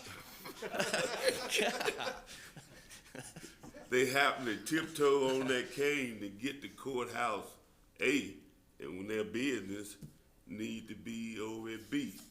So how are we gonna let the public know, especially the elderly, because getting out of the car and making it to one building would be tough. Then you end up, you gotta walk across the street No. to another. No, you don't walk back across the street. You don't walk back across the street? Get back in your car and you drive over there. You wait, you'll find Well, out. you got to get back to your car though. You still gonna drive back over there. You might wait and go tomorrow. I think we may be able to work out some signage solutions here, but until we have a name for the place, I don't know what the signage is going to look like and entail. And this was a name that was put forth by the county court judges. So we can certainly add the signage that's necessary. We'll do, Facebook What's posts. in courthouse A and what's in courthouse B? Yeah, we can certainly handle that. Courthouse A isn't gonna change a whole lot beyond, county and youth court. This building will change some as the tax collector moves, so we will have to advertise very thoroughly. The tags are now purchased Yes, that's gonna yonder. be the main thing That's the right main there. one, yes, sir. And we will have signs and banners and flyers and whatever else we can do to let the public know. And then about half of them are still gonna show up over here, at which point we will politely redirect them, across the street. You're exactly right. And Greg, I know you and I talked about road signage. Yes, sir. Some type of signage out front of the building, because this will be an issue if we do not have the proper signage that you just discussed, or we discussed. So that definitely needs to be a Yes, sir. part of it. I don't believe signage will eliminate all the issues. There's gonna be growing pains. But eventually it'll come to pass that people get used to going to buy tags over there rather than over here. So over the next couple of years, we're hoping we can kind of, Okay, we got a change motion on the culture. table. Got a motion on the floor. Yep. All in favor, say aye. Aye. All opposed. All right, item 73 has already been discussed. That leaves item 74, which is a request that this board approve an RFP advertisement for broadband phase 2. This is the same advertisement you used for RFP for broadband phase 1. We simply changed the dates. Phase 2 is generally west of the phase 1, so it's west-northwest portion of the county. Move. Got a motion, Supervisor Banks, do I have a second? I'll second, discussion. All in favor, say aye. Aye. All opposed. All right, item 75, Mr. Joey Deason and I were approached by some producers of Viewpoint with Dennis Quaid, which is a show on PBS. If you're unfamiliar with it, PBS does not run commercials, but they will run a 54 or 55-minute show, leaving them 5-6 minutes between shows, at which point they would air educational videos. What the county gets out of this purchase of advertising is 3 things. First, you get that 3 to 5 minute spot on PBS that runs across all 50 states. The reach on that is estimated to be 60 million households. Second thing you get is a 5 to 6 minute corporate documentary. This is a high-end video production that is cut by those producers. It is spotlighting Madison County and the things that we can offer that perhaps other areas cannot. Finally, we get a 1-minute commercial, which will air at least once on either Fox Business Channel, MSNBC, Headline News, that tier of cable networks. Estimated reach on that one's a little north of 80 million households. All of this will cost this board about $30,000. Annually? No, sir, one time. And we get to approve the scripts before they are produced, and we keep the rights to the videos. So we would have, when we finished, we would have about 10 minutes of high-end videos showcasing Madison County. Okay. I'll make a motion for approval. Do I have a second? I second that motion. Second, Supervisor Griffin. Discussion. And the different items we have coming up, such as the old courthouse. Yes, sir, that was Such my as first other- thought, is each of those videos would be great on a kiosk in a courthouse. Right. Okay. Absolutely. Other discussion? All in favor, say aye. Aye. All opposed? Right. Item 76 is interlocal agreements for assessing and collecting taxes on behalf of municipalities. We need to get these updated in light of the new term, and the current commission is $75,000. So that is what this board charges the municipalities to collect taxes on their behalf. That rate has remained constant since, I believe it's 2008. So the cities have been paying us $75,000 for those that hit the commission. Not every city does, but any city that does hit the commission, we're keeping $75,000. It would be my recommendation of this board to consider going up on that number because prices have increased dramatically since 2008. Greg, how's everything? They've done an audit recently on the tax collector and office, and have they straightened everything out over there? I believe they are still working on some things. We should have the final audit report in the next 2 to 4 weeks. And at that point, I'll have a better idea of how the progress is coming. So you don't know if there's still money missing or not? Not until the report is officially released, no, sir. There's potential, but potential doesn't get me very far until it is formally in writing. I want to kind of follow up on that statement when he said, are there still money missing? Yeah. There are no monies missing, as the report or the auditor gave us at the, a year ago, beginning of the term. Yes, sir, different reports in that particular case. The report that came to this board was from Stephanie Smith, who said that everything was fine. Since that point, that there have been quite a few transactions that have occurred, and while I'm not disagreeing that on the statement that money isn't missing, we are referring to two separate reports here. The 23 audit will have a current cash count, and some of that information is current. Yeah, I just wanted to kind of clear up Yes, sir. that at the end of this past term with the auditor, there was no money found to be missing. Now, going from this new term to the day, I think that's what Supervisor Baxter was asking, Yeah, which you'll have an update within the next, probably the next board meeting or a couple of board meetings. Within the next 2, yes, sir. We will have a final report, and at that point, there may be more to discuss. Right, that's right. Okay. Thank you for clearing that up. Also, I'll make a motion for you to work with the cities, with the interlocal agreements, and just bring something back to the board, within the next couple of months. Sure. Do I have a second? I'll second that. Second, Supervisor Banks. Discussion. All in favor, say aye. Aye. All opposed. Thank you, Greg. Thank you. All right. Nasai?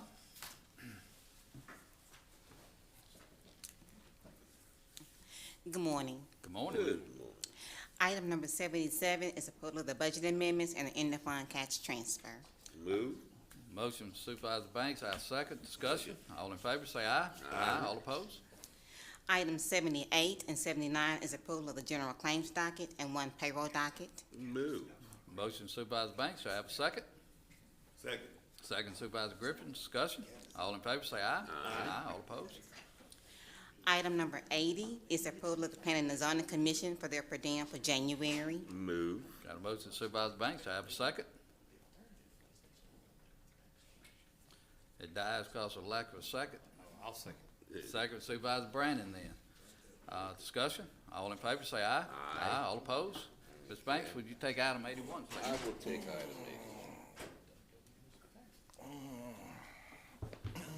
81. Item 81, please. Yes, sir, that's the approval of the fee chlor claim docket. Okay, pay the gas bills. Can I have a motion? Do I have a second? I'll second and pay the gas bills. Yes. All in favor? Aye. Thank you very much. Thank you. Thank you. Chancellor Clerk Ronnie. Yes, Mr. President. Vice President. Ronnie Lott. Ronnie Lott.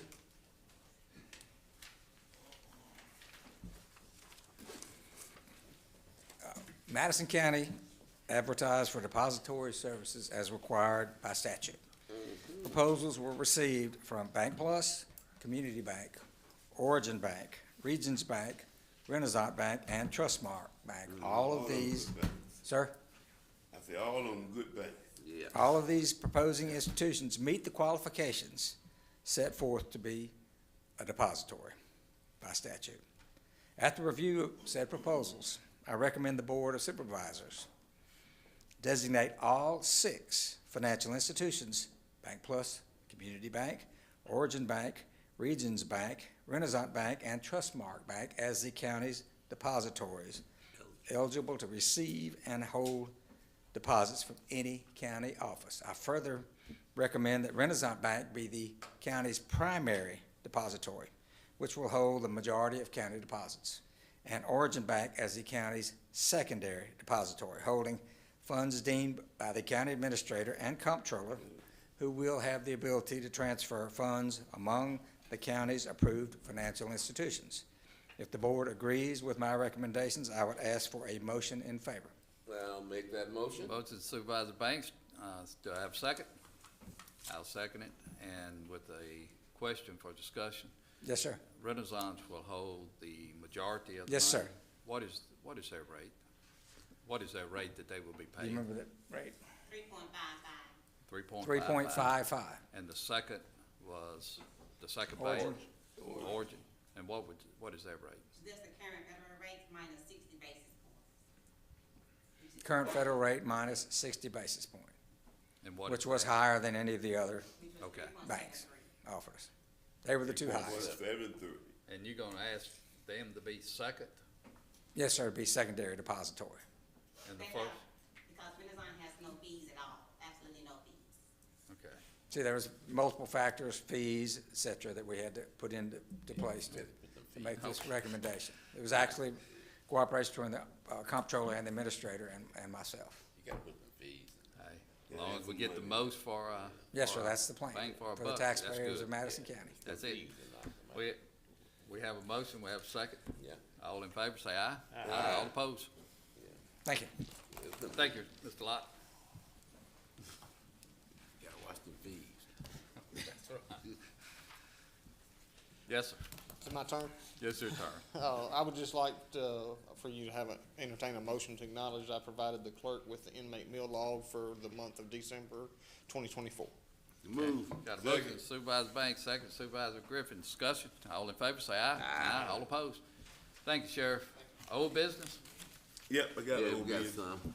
Come on up, Oh, Scott. God. We'll, Mine ain't with nothing. Yeah, we got some. Mr. President, Board of Supervisors, last meeting, we had Ms. Stevenson here for a mobile home medical hardship on Catlett Road. They are in the process of getting the doctor's agreement or the doctor's letter now. They do not have that as of this time. It would be up to the board to do this contingent, allowing them to place a mobile home there, waiting on the proper documents to come forth. okay. Well, I'm familiar with the family and I'd like to make a motion that we go ahead and approve the mobile home be placed on the property. All right, do we have a second? I'm gonna second it because I'm familiar with the family and the situation. Okay, we have a motion and a second. Discussion? Scott, where is this mobile home located? I don't know the exact address, but it's across from Stillhouse Creek. It's right in that, What's the property what is- currently zoned?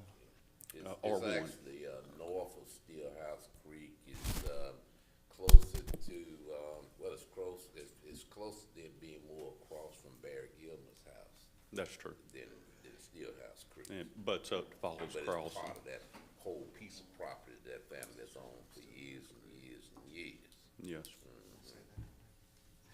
Other discussion? And I think, and I didn't hear it in the motion, but I'm sure Supervisor Banks meant to put this in the motion, was that it's contingent on them getting their hard case certificate that they need to get. Yes, from the doctor. From the That would be doctor. the proper doctor. Do what? I didn't really care. Like I said, I'm gonna have personal knowledge of the family and their situation, and so I didn't need the doctor. It's an upgrade. Well, yeah, and I don't have a problem with the upgrade, but just kind of keep it consistent with what we do with the others. You know, That's the only thing I'm saying. I would agree with that if we had not been the ones to change their zoning as opposed to them requesting the zoning change. You know, that was something that was implemented on them.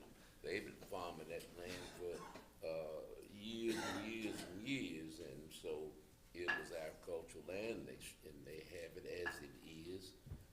So that's my reasoning for saying, hey, I don't need anything from them other than let them put their trailer there because, they didn't request to be R2 or R1, whatever zoning we implemented on top of them. I understand we have that authority, but it seems to me that's a lot like a taking to me to just change somebody's zoning. So I'm fine with my motion that I made. I think the zoning was changed in the Steelhouse Creek area to prevent mobile homes, so that being said, I'm gonna, everybody's free to do whatever they want, but I'm gonna be a no vote.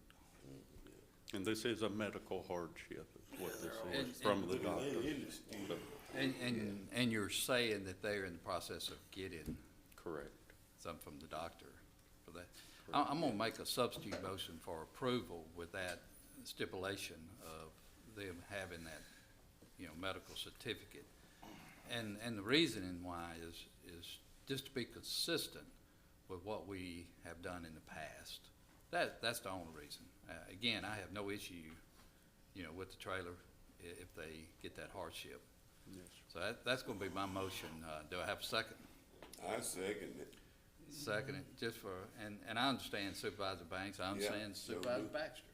I understand theirs, but, just to be consistent with our policy, that's the only reason that I made that substitute. So, all in favor in substitute, say aye. Aye. All opposed? No. Is that 4 or is it 3, 2? 4. It don't matter, long as it pays. You know, I'm gonna go ahead and vote with that, even though I don't agree with that, because I don't believe in us just up and arbitrarily changing people's property zonings without the people having any opportunity to, thinking about this would be happening to them. I would hope that would never happen to me or my family's property. And Scott, while, Supervisor Banks brought that up a couple or 3 times, I think it'd be worthy to address how it got changed, or if it did get changed, how it got changed. That was done in 2019 when we rewrote the ordinance and updated our maps. And it had to do with state law changing on agricultural use property, that we could not restrict it in the least, which is why we changed it at the minimum to R1 to basically try to protect those areas. You just don't know of some things until they happen later on. Right. And I'm pretty sure there's a whole lot more property out there like that.